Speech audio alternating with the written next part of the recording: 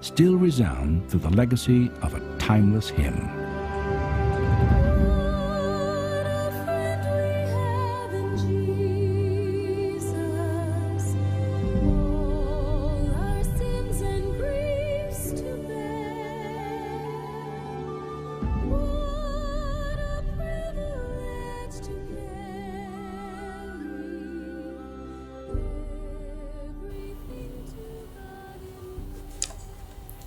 Salam jumpa Bapak Ibu Saudara-saudari yang dikasihi Tuhan.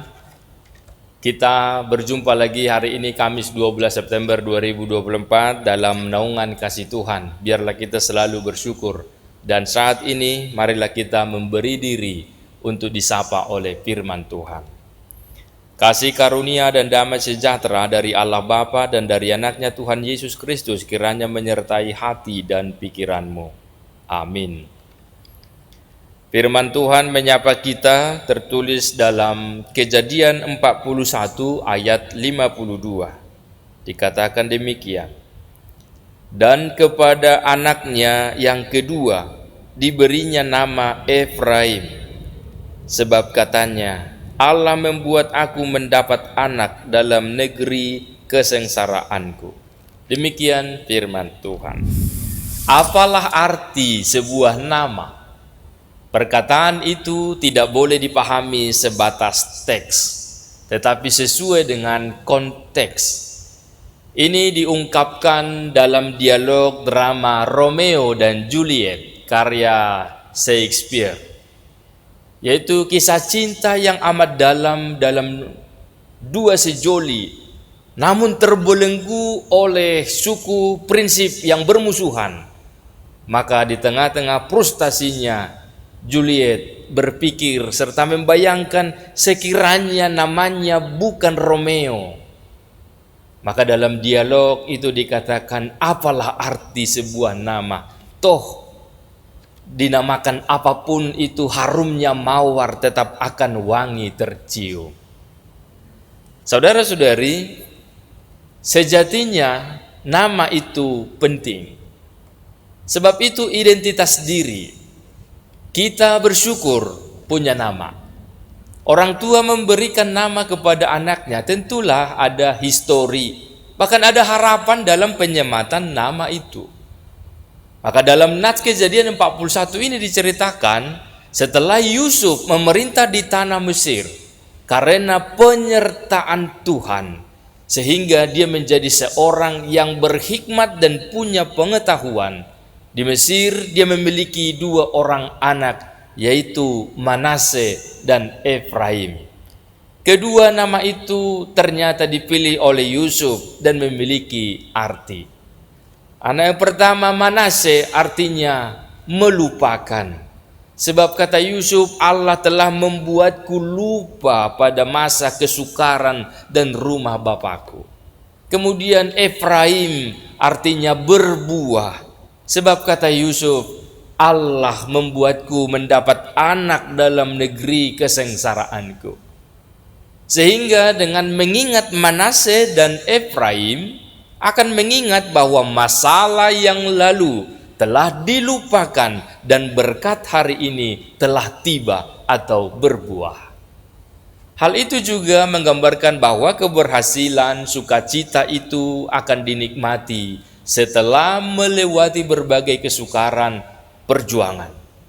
Terkadang ketika kesukaran datang, manusia menganggap itu tidak penting dan tidak berguna. Itulah yang menyebabkan banyak orang menyerah dan mencari jalan yang lain. Padahal di balik kesukaran ada mutiara yang berharga. Jika kita tetap dengan gigih, kerja keras dan bijaksana di dalam menghadapi berbagai kesulitan itu, bagaikan mutiara terbentuk karena respons pertahanan tiram atau kerang laut terhadap luka yang disebabkan oleh pasir yang melukai dirinya. Sumber yang dapat memperbaiki luka tersebut akan segera mengalir ke daerah yang sedang terluka, dan hasil akhirnya adalah terbentuklah mutiara yang berkilauan. Terciptalah sesuatu yang indah Dan hal tersebut tidak mungkin terjadi bila tidak ada luka. Oleh karena itu, tetaplah semangat dan berjuang. Pasti Tuhan sedang mengarahkan langkah dan masa depan kita ke arah yang lebih baik. Amin.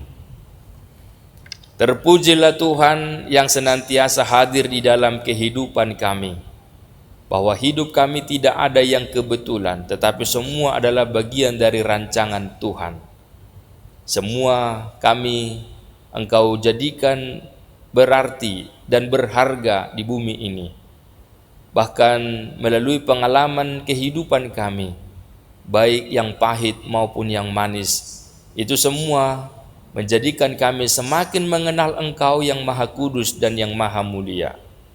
Oleh karena itu, dalam berbagai hal yang kami alami, baik pergumulan maupun sukacita, biarlah kami selalu menyembah Engkau yang kudus, karena segala sesuatu Engkau jadikan begitu indah dan untuk sesuatu yang lebih baik untuk kami nikmati di dalam kehidupan ini. Kami bersyukur atas semua hal yang terjadi, sebab itu semua di dalam genggaman tangan kasih Tuhan, dan oleh karenanya kami percaya bahwa rancangan Tuhan itu adalah untuk kebaikan kami dan untuk memperkuat iman kami. Maka jadilah kami percaya sepanjang hidup. Dalam nama Yesus kami berdoa. Amin. Anugerah Tuhan kita Yesus Kristus dan kasih setia Allah Bapa dan persekutuan Roh Kudus menyertaimu sekalian. Amin. Selamat beraktivitas Bapak Ibu, Saudara-saudari. Tuhan Yesus memberkati. Shalom.